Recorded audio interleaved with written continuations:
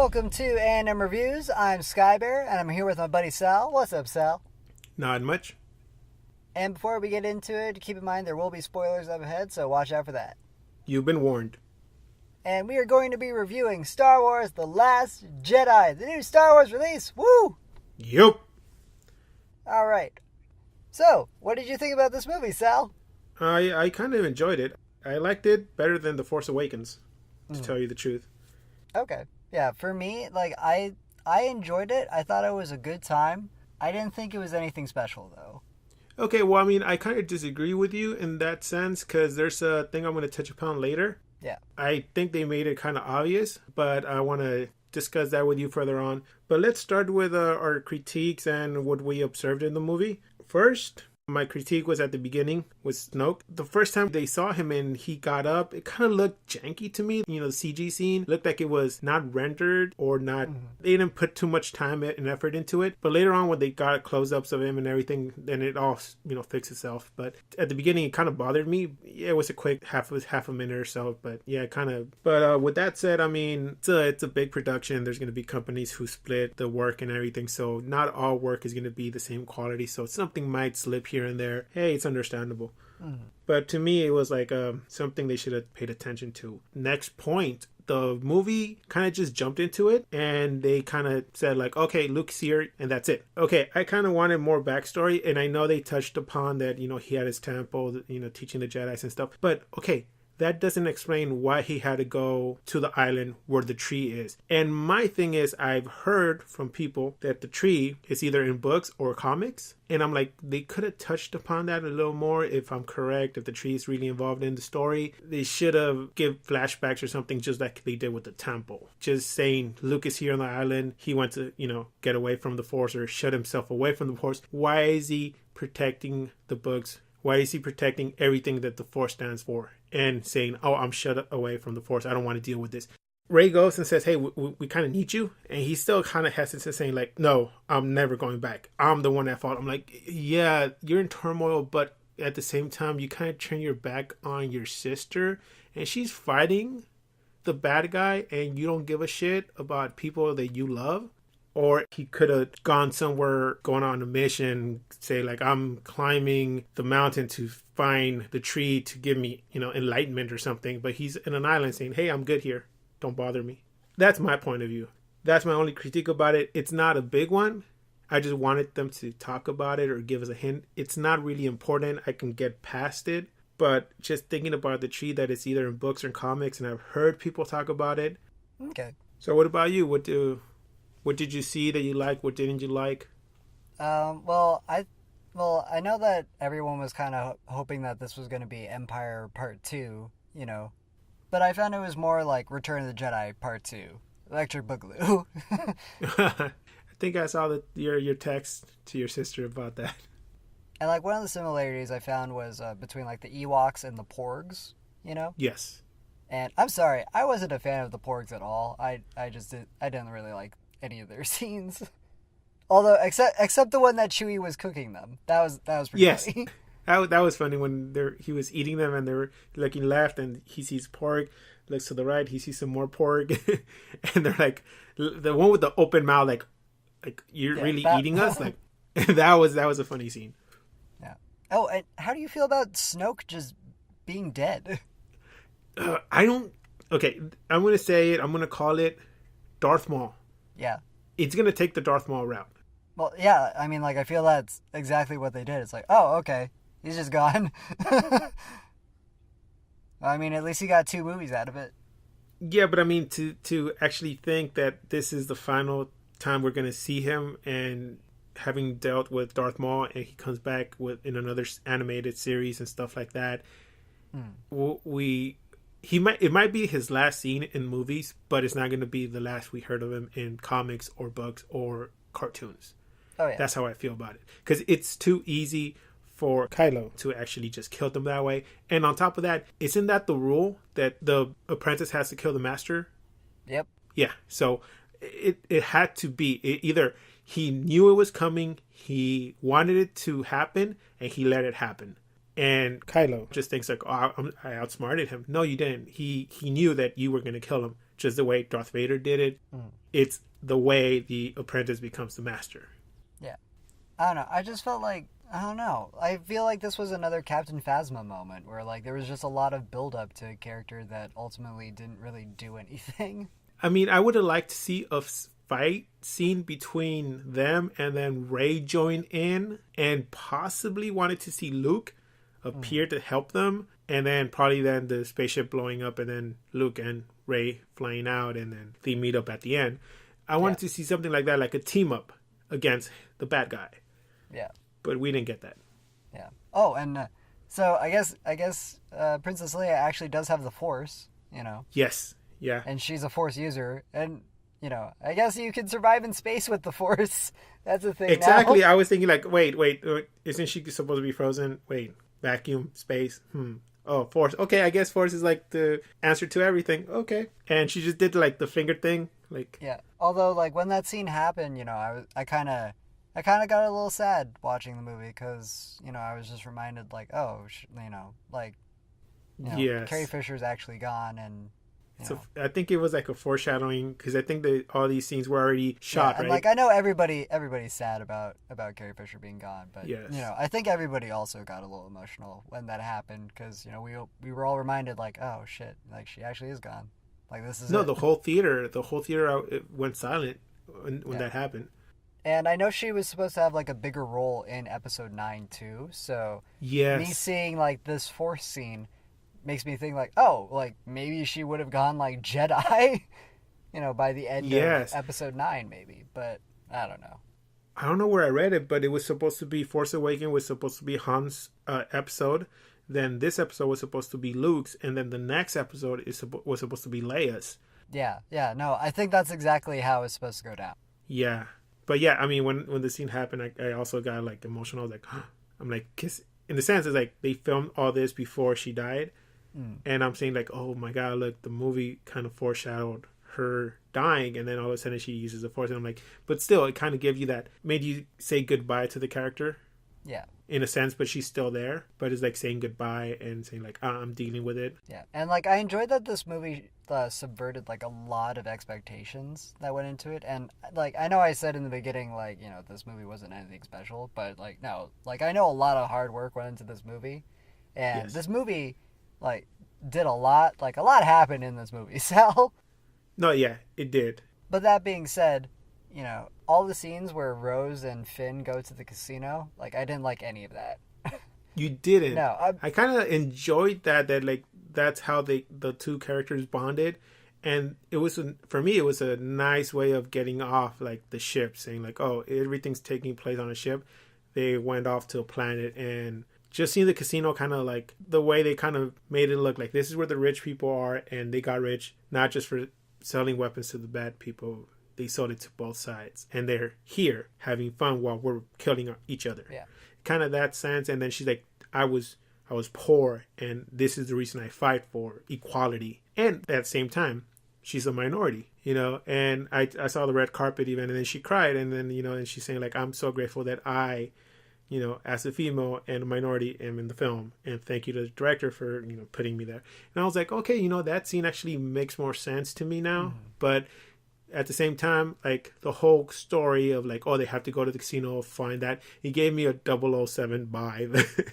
So yeah, I don't know. I don't know. I just felt like there was a better way to have their little side story go on than just, I don't know, just something about it just like didn't seem fitting to me, and I just felt like it was just like just written in. But that, I know that's probably just me.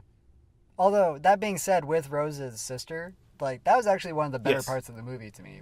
Like I actually love that scene a lot. I know, because I love that scene, and like I kind of wish there was, you know, they would put like more scenes of rebels who, you know, like of a rebel who is like the last bomber in a fight, and they sacrifice themselves to take out this ship. Because like that ground, like for me, that ground Star Wars, and I like that. Yes, that scene was amazing. It kind of grounded the movie for me. It was like it brought it down to earth, saying like, oh, this is the other side of it. Right. Like it's not just like Jedi's fighting and they win. It's people are dying, and we don't know about this. And it was a whole movie that like that. It's there was the body counts were up there. It was amazing. It was like, oh, look at that character. Oh, now he's dead. Look it over here. Oh, now he's dead too. And I'm like, okay, that's the movie. Oh, but let's go back to what you were saying. What'd you feel about the character DJ, Benicio del Toro? Oh, but I don't know. I don't know how to feel about him. Like, I don't know if he has a bigger role to play in episode 9 or not. That's what I'm Like, thinking. I don't know if he's gonna like switch to the good, like to like actually being the good guy, because he like in a way he kind of feels like a Han Solo replacement. That's what I was gonna go for. But like if he was more like if Han Solo was more of a douchebag, you know? Yes. Yeah. Or more of a scumbag. Exactly. Like No. even more Yes. of a scruffy looking nerf herder, you know? Yes. No, but that's the whole point. I was like, when I was watching it, I was like, okay, is he gonna be the next Han Solo? Is he gonna come back and help? And then I'm like, because they kind of went into building his character and showing a lot of his character, like the way the emotions that he showed, instead of just like, oh, this is a side character you're gonna see only once. Okay, forget about him. But I'm like, there has to be more to that character, maybe in the next episode. So we'll see. Oh, so at the beginning when we were at the island and Luke is there, he gave me this Hobbit kind of vibe. I saw the fog and everything, and I was expecting to see a Hobbit walk by or Smeagol coming up from the cave or something. And I was like, wow, this is like Lord of the Rings kind of vibe. It looked really nice. I enjoy those scenes. I thought it was a prime location. It was nice. But it just seems that they spent too much time on the island and just going in circles. Not a lot of progression in that story of Luke. Yeah, it's the updated Dagobah scene. You need the training montages. She was just getting the natives pissed, cutting rocks, shooting the fucking wall, and she was just getting on their nerves. Yeah. So Rey was doing a bad job there. And then she's sleeping outside of Luke's house or room. Why can't she go sleep inside the Falcon too? I don't have anything for that. No, Chewie's like, no, this is my bitch. You go over there. Yeah, who knows? Or maybe like the walk was too long, so like there was like a house there. Anyway. Oh, she's like, oh, the walk to the shore of the beach is fucking long, but instead I'll climb up over the. Well, you saw like how long she had to walk just to get to where Luke was standing. Like it was probably like an even longer walk to get to the houses. No, you don't have to explain it. You don't have to answer that. I'm just pointing it out. It's just one thing that we kind of bitch about in our nerdiness. Okay, other than that, let's just talk about Carrie Fisher's daughter. She was in Force Awakens, and now she's in this movie. Yeah, she had a bigger role in this movie, and like I saw her in the last one too. But yeah, and like I like that they're giving her a bigger role because she's Carrie Fisher's daughter, and that way she can kind of carry in on. a way continue on Star Wars. Yes, yeah, but I mean at the same time, she got this role on her own. She didn't use any special privilege from I'm the daughter of or you should cast me because I'm important in a sense. No, she actually went out and she tried out and everything. She I recently saw her in American Horror Stories, the cult. She acts very well. She embodies the character. She has the talent that to carry her own self as an individual. She doesn't have to rely on I'm the daughter of Carrie Fisher. So in that sense, I give her props. Other people might just see it the other way and not knowing like, oh, she's in there because she's a daughter, or some people might not even know that she's a daughter. She doesn't have the Fisher name. So with that said, it's just amazing that we see her in the movie, and in this movie she has a more important role. And I like that, like you said, she had a role to play. She was on Poe's side. Poe had his own little squad going on, and she was part of it. So I really enjoyed that. Let's talk about the dice, Skybear. Man, I didn't even notice those dice, to be honest. Really? Like when they took them off the Falcon, I was just like, were those always there? Well, in The Force Awakens, they're there. Are they? See, that's why it's like I don't know. I just see because JJ paid attention to it, so he put it there, and I think this director said, "I'm gonna go off from what you started, and I'm gonna give it my own little twist."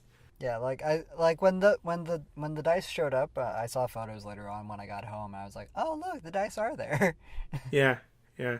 No, and then I was gonna basically scream foul because I was like, oh, Luke's he's not really there. He's an apparition, or and then so the dice are not there. How the fuck can the dice be a physical thing if he was a fucking like mirage? And then at the end when it disappeared, I'm like, oh, okay, my bad. Now I'm all good. I have nothing to complain about.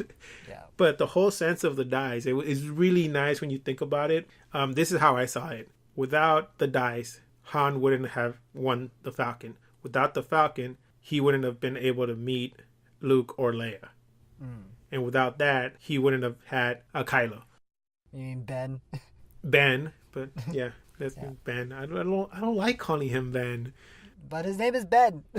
Yeah, but then it just feels weird. Yeah. So, I mean, one of my other favorite scenes, what is it? Laura Dern's character, the one with the purple hair. Yes. When she jumps to Lightspeed, man, and she takes out the entire Empire cruisers, all that was a great scene to me. I thoroughly enjoyed that. I enjoyed that scene too. And then this is the thing, when I don't know about your theater, but before the movie started, a staff member came out and said almost an hour into the movie, there's going to be a scene where there's going to be audio is going to be silenced. And I think that was the scene. It says it's going to be silenced. So, but don't worry, it was meant to be that way. And I think that's the scene where she... Yeah, that is... that's weird that someone had to announce that. Because I think this is after the fact that other theaters had complaints about their audio going out. Yeah. So they're like, yeah, this is not the issue. This is what's supposed to happen. So just don't riot. Don't fucking kill us. Yeah. But yeah, I mean, that scene was really nice. Yeah. Another one I liked was when Yoda showed up. That I thought was great. And we got the puppets back. Yes, we did get the puppets back. I was like, oh my fucking God, it's a puppet. I lost my shit, Sal. I was so goddamn happy when I saw that puppet. I know. That's right. Fuck CG Yoda. Exactly. I'm like, puppets all the way, people. Puppets all the way. Yeah. But yeah, let's just let's call the movie what it is, or what I think it is. It's just a reboot. They're clearing the table with all the old characters. Even though it's sad, I'm okay with it. I believe that it's about time that we move on, because we can't just sit still and just have the same characters. It's time to give way for new characters to come in and embody roles that we haven't seen, or new chapters that we haven't yet explored. Yeah. But yeah, I saw it as a reboot, and it was a really sad way of doing it, but it had to be done. Right. And that's, I think people won't agree with me when I say this. We're not going to get the chance to say ever again, it's a trap. But it's still going to be there. I mean, just watch the old ones. We don't want them to give them a chance to screw up the characters we love. Let's give them a break, even if it means letting them go off and die. At least they can't mess them up anymore. I think it was a reboot. I don't know. What do you think, Skyber? I mean, I feel like Force Awakens was more of a reboot than anything. I don't think reboot is the right word for Last Jedi. I think they did a lot of callbacks for sure. But that was about it. I mean, and that's why I like this movie. Had a lot on its plate, and I appreciate how they're continuing the story with these characters. And I like the character development that happened. Poe is a completely different character by the end of the movie. And, Finn has a new romantic interest in the end of the movie, and he's learning to... Finn's getting ass, okay? Yeah, well, and, he's learning to think of others and not just himself, Yeah. And, even Rey has some stuff to deal with, and Kylo has some stuff to deal with by the end of the movie. And, they're both wondering, where they are, where they're going to go, once this is over. What I didn't like about Last Jedi is what I really appreciate about the other movies that have come before is, just the self-contained story, even though it's a continuation. Yes. Because, you can watch the original trilogy and, each of those, continue the story, but they also start and end with that story, too. Yeah. It's like when you see a series, for example, I'm going to just deviate. Cowboy Bebop does a good example of that. And I know you haven't seen it, so I'm going to let you borrow the Blu-ray when I see you. Cowboy Bebop is a whole story. It's 26 episodes, but every episode is a standalone episode. And it's its own story start to end. There are 2 episodes, but it's all self-contained in one episode. But then overall, it's a complete series that you can see the character from the beginning, and then at the end, you see them progress in a different storyline. Right. I feel that that's a lost art nowadays with movies. Well, I mean, like, I know, like, and like when you watch them, you know, like you can watch A New Hope, and like, yes, that's the very beginning, but you could also watch Empire, and you could get the sense that these characters know each other, and like they've been through stuff before, and that's why they're so close. But then, like, by the end of the movie, it's still just a self-contained story. And then even with Jedi, you know, like they rescue Han, but like you can even tell, like, okay, like I'm missing something here, but these are old friends, and that's why they're doing this. That's what I love about Star Wars. Like you can watch any of them, and they're all just like good stories. But with this new trilogy, I mean, like, you know, like Last Jedi like takes place immediately after Force Awakens. Yes. So like it's kind of the same, but you know, different. Where like, you know, these all flow, like these all just like follow up one after the other. Versus, you know, like, oh, some time has passed and now we have Empire. Some time has passed and now we get Jedi. You know. Yeah. Oh, I have to say also with at the scene at the end with Luke, I was actually kind of disappointed when I found out. Well, when it was revealed that he wasn't actually there the whole time. You know. Like he just like force projected himself to be there. Yeah. Yeah, that kind of, I don't know. I feel like it would have been better if he was actually there, even though like I know like there was no way he could have been able to have succeeded if he were to be there. He would have died then and there. But then that would have been the same thing like Ben. Yeah, exactly. Like it would have just been Force Awakens again. So. Yeah. And then the other thing is like the thing I have about that scene is when they say, "Hey, how did he get in here? There should be a way out." He didn't get in there. He projected himself in there. So how did the exit in the back occur? If they said there is no other way in or out, I think it was another way of saying like, "Oh, we've kind of fucked up." Yeah, CPO mentions like there could possibly be like some unmapped area of the caves down there. Yeah, that was like like pull out of nowhere kind of thing, you know, like, oh yeah, we fucked up. But that's also the other thing. I feel like that was the only purpose of those Crystal Fox Pokemon, you know. Yes. You know, they were just the Ex Machina tool, because like they all come out of that little hole, and then Rey's like, oh, there they are, now I can save them. So it was just in the script. I saw it the same way you did. Is like it's you know, like, oh, if this is how they did it, so they solved the problem kind of thing. Yeah. But I mean, like, overall, like, I think Jedi is like a fine entry into the series, but I don't think it's like one of the best entries, but it's definitely above the prequel trilogy, in my opinion. Yes.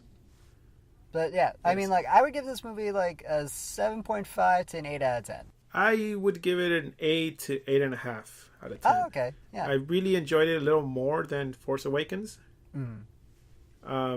The only thing is that Force Awakens to me just seemed like, you know, hey, remember this? It was just like... Yeah, Force Awakens does seem like a lot of fan service happens in there. Yeah. Yeah. So that's why I gave it that little extra thing, because now they didn't do it as much here. The only thing is the dice, but the dice are really significant of saying like, hey, we got here, let's keep going kind of thing. It was meant to be. And then at the end, for people who are still haven't seen it or who are going to go see it, the only thing is there's no after credits. The only thing is during the credits, you get it in memory of Carrie Fisher. And if you stay, just join with people, you know, just clap when you see it if you appreciate her and her work that she did. Oh, what is it? Last scene mentioned, the very end with the kid. Did you see him use the Force to grab his broom? Yes, I saw it. Okay, I wasn't sure, because like I know some other people in the theater, like we were all kind of like, wait, did he just, you know? So I was just making sure like it wasn't just like us in the theater. But yeah, like, so for me, I fucking love that, Sal. I loved it, and I felt the same way you did. Like, was it just me, or was it my hope that made me see that? But then people were like, holy shit, he used the Force. And I'm like, okay, so yeah, he did use the Force. And I was like, oh my God. I know, like, and like when that happened, I was just like, fuck you, fuck Metachlorians, okay? Anyone can be a Jedi. No, and then the other thing is like the way he was dressed reminded me of young Luke. but in a tiny version. So I was like, oh, okay. And then the Rebel ring, kind of brought it all together. Yeah. But yeah. So yeah, and like I don't know if they're gonna like use that in episode 9 or maybe like the later sequels. I don't know, but that would be cool. Like just rounding up whoever is a Force user. Like that would be a cool story, So that's it for our Star Wars The Last Jedi review. Check it out if you want to. We thought it was pretty good. So check us out next time when we review The Post, Steven Spielberg's new movie, which is probably going to win some Oscars. Yeah, we got Tom Hanks in there. We got Meryl Streep. Shit, I can't wait. And social media is in the description, and hit us up if you have any questions. And remember, keep watching movies.